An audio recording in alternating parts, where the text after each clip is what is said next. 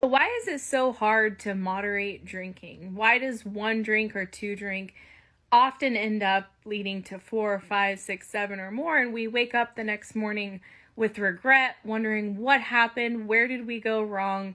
We set out to, have a couple drinks with friends, and before we knew it, it got out of control.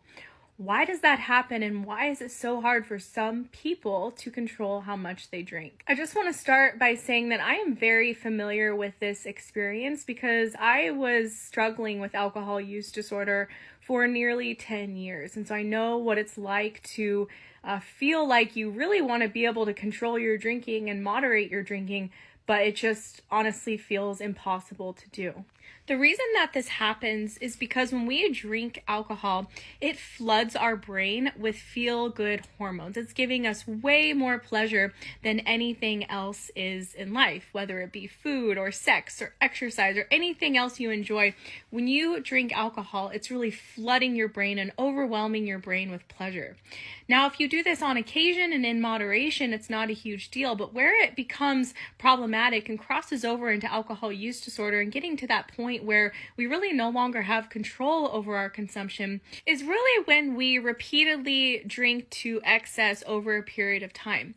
And a lot of people, myself included, do this kind of innocently. We drink, we party, we have fun. We're not setting out to develop alcohol use disorder, but it's really just what happens by enough repeated drinking, enough repeated times of flooding your brain with all the feel-good hormones from alcohol.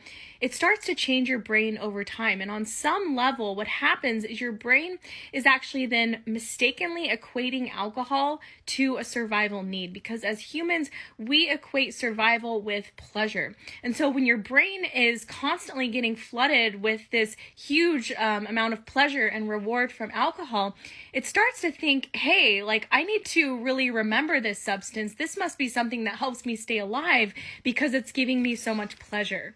And so when that happens, someone has then crossed over into alcohol use disorder. And oftentimes what they experience is obsessive compulsive thinking about alcohol. They're craving alcohol. Maybe it's hard to go a couple days without drinking. And of course, when they do drink, they no longer have an off switch. Their tolerance has increased, and it's really easy for a couple of drinks to turn into a really heavy drinking session. But the great news is that there are actually alternative treatments that exist today that don't require you to quit drinking, but they actually reverse the changes in the brain that have been caused by alcohol use disorder.